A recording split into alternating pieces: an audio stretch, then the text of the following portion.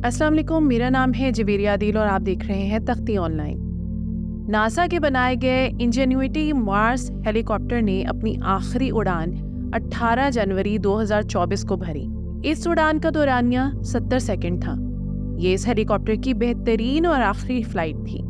इसके बाद ज़मीन से इसका राब्ता ख़त्म हो गया। इंजेन्युइटी हेलीकॉप्टर को ज़मीन के अलावा किसी दूसरे सैयारे पर उड़ने वाले पहले हेलीकॉप्टर का एजाज़ भी हासिल है। आइए जानते हैं कि इसे किस मकसद के लिए बनाया गया। इसकी जो बनाने की वजूहात हैं वो कई हैं। पहली वजह यह है कि एक एक्सपेरिमेंट है। हम ये देखना चाहते हैं कि मार्स की जो मरीख की एनवायरनमेंट है वो 1% है ज़मीन से, तो वहाँ पर चीज़ें कैसे उड़ेंगी, हम इस पर एक्सपेरिमेंट करना चाहते हैं। दूसरी चीज़ ये है कि हम ये देखना चाहते हैं कि क्या जब रोवर कहीं जाएगा तो ये उससे पहले उसकी स्काउटिंग करे, ये ज़रा चेक करे कि आगे कोई ऐसी चीज़ तो नहीं है जो रोवर को नुकसान पहुंचा सके, और फिर ये रोवर के साथ कम्युनिकेशन भी करता है। और तीसरी चीज़ ये है कि ये बहुत अच्छी रेजोल्यूशन की तस्वीरें हमें भेजें, क्योंकि जो ऑर्बिटर्स हैं जो कि मार्स के गिर्द स्पेसक्राफ्ट घूम रहे हैं, ये उनसे 10 गुना ज़्यादा रेजोल्यूशन की तस्वीरें हमें भेजें। ज़ाहिरी तौर पर तो ये एक छोटा सा खिलौना हेलीकॉप्टर था, लेकिन इसकी कामयाबियों की एक लंबी फहरिस्त मौजूद है। इसे जिस मकसद के लिए और जितनी बार उड़ान भरने के लिए डिज़ाइन किया गया था, इसने इससे 14 गुना ज़्यादा उड़ान भरी और मालूमात फराहम की। लेकिन बदकिस्मती से जैसे हर अच्छी चीज़ का एक इख्तिताम होता है, इसी तरह इंजेन्युइटी हेलीकॉप्टर का मिशन भी अपने इख्तिताम को पहुंच गया, और इसकी वजह इस हेलीकॉप्टर में होने वाला डैमेज है। इस वीडियो में हम बात करेंगे कि आखिर इस हेलीकॉप्टर को क्या हुआ, नासा ने इससे कैसे राब्ता बहाल करने की कोशिश की, और इंजेन्युइटी हेलीकॉप्टर के इस मिशन से हमें क्या कुछ नया जानने और सीखने को मिला। हम ये भी जानने की कोशिश करेंगे कि ये मिशन मुस्तकबिल में मरीख को एक्सप्लोर करने में किस हद तक मददगार साबित हो सकता है, और आखिर क्यों हमें यानी इंसानों को इंजेन्युइटी हेलीकॉप्टर पर फख्र करना चाहिए। सबसे पहले ये जानते हैं कि यह हेलीकॉप्टर है क्या। ये अपनी तर्ज का वाहिद और बहुत छोटा एयरक्राफ्ट था जिसे तारीख में अब तक किसी भी सैयारे पर उड़ने के लिए भेजा गया। इसमें सोलर सिस्टम मौजूद था जिससे ये पावर हासिल करता था। इसे ये जानने के लिए डिज़ाइन किया गया कि क्या मरीख के एटमॉस्फेयर में उड़ान भरना मुमकिन है या नहीं, क्योंकि मरीख का एटमॉस्फेयर हमारी ज़मीन के एटमॉस्फेयर का 1% है, यानी मरीख पर एटमॉस्फेयर की डेंसिटी बहुत कम है। इसके अलावा यहाँ रात में दर्जा हरारत -90 डिग्री सेंटीग्रेड तक पहुँच जाता है। ज़मीन पर इस हेलीकॉप्टर का वज़न 1.8 किलोग्राम था, जो मरीख पर सिर्फ 0.68 किलोग्राम बनता है। इसकी वजह ज़मीन और मरीख की ग्रेविटी में पाया जाने वाला फ़र्क है। इस हेलीकॉप्टर पर 2 ब्लेड लगे हुए थे जिनकी लंबाई 1.2 मीटर थी, और ये एक दूसरे के मुखालिफ सिम्त में घूमते थे। यानी अगर एक घड़ी की सिम्त में यानी क्लॉकवाइज घूमता था तो दूसरा उसकी मुखालिफ सिम्त यानी एंटी क्लॉकवाइज हरकत करता था। एक आम हेलीकॉप्टर के मुकाबले में इन ब्लेड्स के घूमने की रफ्तार कई गुना ज्यादा थी। ये रफ्तार 2400 रेवोल्यूशन पर मिनट थी, जबकि ज़मीन पर उड़ने वाले हेलीकॉप्टर्स के ब्लेड्स की रफ्तार 450 से 500 रेवोल्यूशन पर मिनट होती है। इतनी ज़्यादा तेज़ रेवोल्यूशन की वजह मरीख का पतला और कम डेंसिटी वाला एटमॉस्फेयर है। आइए इसे समझते हैं। ज़मीन पर एक आम हेलीकॉप्टर 450 से लेकर 500 आरपीएम लेता है, रेवोल्यूशन पर मिनट। ब्लेड इतनी मरतबा घूमता है। लेकिन अगर हम इंजेन्युइटी की बात करें तो इसकी जो रेवोल्यूशन है वो 2400 है, 2400, और उसको बढ़ाने की वजह यह है, उसके रेवोल्यूशन पर मिनट बढ़ाने की वजह भी यही है कि उसकी एटमॉस्फेयर मरीख की बहुत छोटी है।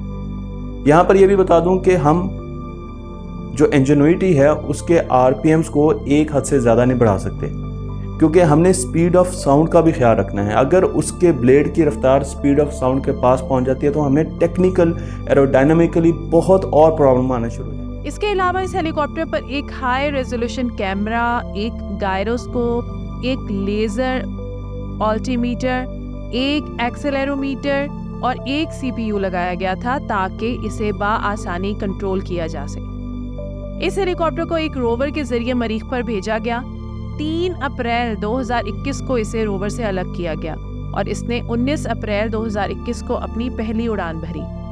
یہ فلائٹ صرف 39 یعنی 39 سیکنڈز کے دورانیے پر مشتمل تھی اور اس دوران یہ ہیلی کاپٹر مریخ کی سطح سے محض 3 میٹر تک ہی بلند ہوا۔ لیکن یہ فلائٹ ایک بہت بڑی کامیابی تھی کیونکہ ہم جان چکے تھے کہ مریخ کے ایٹماسفیئر میں اڑان بھرنا ناممکن نہیں۔ اس ہیلی کاپٹر کا مشن بس 1 مہینے پر مشتمل تھا جس میں اسے صرف 5 بار مریخ پر اڑان بھرنا تھی، لیکن اس نے تقریباً 9 مہینے تک مختلف وقفوں میں 72 بار مریخ کے ایٹماسفیئر میں اڑان بھری۔ ان فلائٹس میں اس نے تقریباً 16.6 کلومیٹر کا فاصلہ طے کیا اور اس کی ہائیسٹ سپیڈ 8 میٹر فی سیکنڈ تھی۔ ان فلائٹس کے دوران یہ مریخ کی سطح سے زیادہ 12 میٹر تک بلند ہوا۔ انجینوئٹی نے مریخ کی مختلف لوکیشنز کی بے شمار ہائی ریزولوشن والی تصاویر زمین پر بھیجیں۔ اب یہ جاننے کی کوشش کرتے ہیں کہ انجینوئٹی ہیلی کاپٹر کو کیا ہوا، ناسا نے کیسے اس سے رابطہ بحال کرنے کی کوشش کی اور کیا وہ رابطہ بحال کرنے میں کامیاب رہا یا نہیں۔ ہیلی کاپٹر کی سب سے آخری فلائٹ 18 جنوری 2024 کو تھی جب اس نے ایک نئی لوکیشن پر جانے کی کوشش کی جو روور سے تقریباً 1.5 کلومیٹر کے فاصلے پر تھی۔ انجینوئٹی کو یہ فلائٹ 4 منٹ میں مکمل کرنی تھی اور اس دوران اسے مریخ کی سطح سے زیادہ 10 میٹر بلند ہونا تھا۔ لیکن اس فلائٹ کے دوران کوئی گڑبڑ ہو گئی اور اس ہیلی کاپٹر کا روور اور زمین سے رابطہ منقطع ہو گیا۔ ناسا کو نہ تو اس کا سٹیٹس معلوم تھا کہ یہ ہیلی کاپٹر کیا ابھی تک ایکٹیو ہے یا کسی وجہ سے ان ایکٹیو ہو گیا، اور نہ ہی لوکیشن معلوم تھی کہ یہ اس وقت کہاں موجود ہے۔ روور نے بھی اپنے ریڈیو اور کیمرہ کو اس کا سراغ لگانے کے لیے استعمال کیا لیکن ناکام رہا۔ ناسا کے مطابق یا تو ہیلی کاپٹر میں انسٹال سافٹ ویئر میں کسی طرح کی کوئی خرابی آ گئی تھی، یا ہارڈ ویئر میں کوئی مسئلہ ہو گیا تھا، یا پھر کمیونیکیشن میں کسی طرح کا ایرر آ گیا تھا جس کی وجہ سے یہ کوئی بھی سگنل واپس روور تک نہیں بھیج پا رہا تھا۔ ناسا کے مطابق یہ بھی ممکن تھا کہ یہ ہیلی کاپٹر کسی چٹان سے ٹکرا کر حادثے کا شکار ہو گیا ہو، یا اس نے رف لینڈنگ کی ہو جس کی وجہ سے یا تو اس کا کوئی کمپوننٹ ٹوٹ گیا ہو یا کسی چٹان نے اس کے اینٹینا کو بلاک کر دیا ہو۔ یہ پتہ لگانے کے لیے کہ آخر کیا وجہ تھی اور انجینوئٹی ہیلی کاپٹر آخر کہاں گیا، ناسا نے اسے مریخ پر لے جانے والے روور کو ہدایات دی کہ وہ دن کے مختلف حصوں میں انجینوئٹی کی طرف سے موصول ہونے والے سگنلز کو سننے کی ہر ممکنہ کوشش کرے اور پتہ لگانے کی کوشش کرے کہ آخر یہ ہیلی کاپٹر کہاں گیا۔ بس انجینوئٹی کا سراغ لگانے کے لیے روور نے اس کے طے شدہ لینڈنگ پوائنٹ کی طرف جانا شروع کیا اور اپنے ہائی ریزولوشن کیمروں کو استعمال کر کے مریخ کے اس مخصوص حصے کو سکین کرنا شروع کر دیا جہاں ہیلی کاپٹر کی موجودگی کے وسیع امکانات موجود تھے۔ کئی دنوں کی جد و جہد کے بعد آخرکار 24 جنوری 2024 کو ناسا نے انجینوئٹی کا سراغ لگا لیا۔ ہیلی کاپٹر کی طرف سے ملنے والا سگنل اگرچہ بہت کمزور تھا، پر اس سے یہ علم ہو گیا کہ ہیلی کاپٹر ابھی بھی ایکٹیو ہے اور اپنی ٹارگٹ لوکیشن کے قریب ہی موجود ہے۔ لیکن ہیلی کاپٹر کی طرف سے ملنے والا سگنل بدقسمتی سے یہ بتا رہا تھا کہ یہ کسی حادثے کا شکار ہوا ہے اور اب نہ تو وہ ٹھیک سے اڑ سکتا ہے اور نہ ہی کمیونیکیٹ کر سکتا ہے۔ ناسا نے جب اس سگنل کا ڈیپلی مشاہدہ کیا تو معلوم ہوا کہ ہیلی کاپٹر کے بلیڈز بری طرح مڑ چکے ہیں اور اس کے ممکنہ وجہ اس کی رف لینڈنگ یا اس کے رستے میں موجود کسی قسم کی رکاوٹ کے ساتھ اس کا ٹکراؤ ہے۔ بدقسمتی سے اس ڈیمیج کی وجہ سے ہیلی کاپٹر اپنا تو اپنے بلیڈز کو صحیح طریقے سے گھما سکتا تھا اور نہ ہی اڑان بھر سکتا تھا، اور اس وجہ سے ناسا کو اسے ہمیشہ کے لیے گراؤنڈ کرنا پڑا۔ اب ہم یہ جاننے کی کوشش کریں گے کہ ہم نے اس مشن سے کیا کچھ سیکھا اور یہ معلومات کیسے مریخ کو ایکسپلور کرنے میں مستقبل میں ہمارے لیے فائدہ مند ثابت ہو سکتی ہیں۔ بدقسمتی سے ہیلی کاپٹر کے حادثے کا شکار ہو کر گراؤنڈ ہونے کے باوجود ناسا کے مطابق یہ ایک کامیاب مشن ہے۔ اس کی وجہ یہ ہے کہ اسے جتنے دورانیے کے لیے ڈیزائن کیا گیا تھا یہ اس سے کہیں زیادہ وقت تک کام کرتا رہا۔ اس مشن سے ہمیں یہ بھی علم ہوا کہ مریخ پر نہ صرف اڑان بھرنا ممکن ہے بلکہ یہ فلائٹ بہت دلچسپ ہے اور فیوچر میں بہت فائدہ مند ثابت ہو سکتی ہے۔ اس مشن نے مریخ کو ایکسپلور کرنے کا ایک نیا طریقہ واضح کیا ہے۔ اس مشن نے مستقبل میں یہاں بھیجے جانے والے نئے مشنز کے لیے رستے ہموار کیے ہیں۔ انجینوئٹی مشن سے ہمیں یہ بھی علم ہو گیا ہے کہ مریخ پر ہمیں کس طرح کے مسائل کا سامنا کرنا پڑ سکتا ہے۔ اس کی بھیجی ہوئی معلومات سے ناسا کو یہ بھی معلوم ہو گیا ہے کہ اسے مریخ پر مستقبل میں بھیجے جانے والے ہیلی کاپٹرز میں کیا کیا تبدیلیاں کرنی ہیں۔ اس مشن سے ہمیں جو کچھ سیکھنے کو ملا ہے اسے استعمال میں لاتے ہوئے اب ہم مریخ پر زیادہ ایڈوانس ہیلی کاپٹرز بھیج سکتے ہیں۔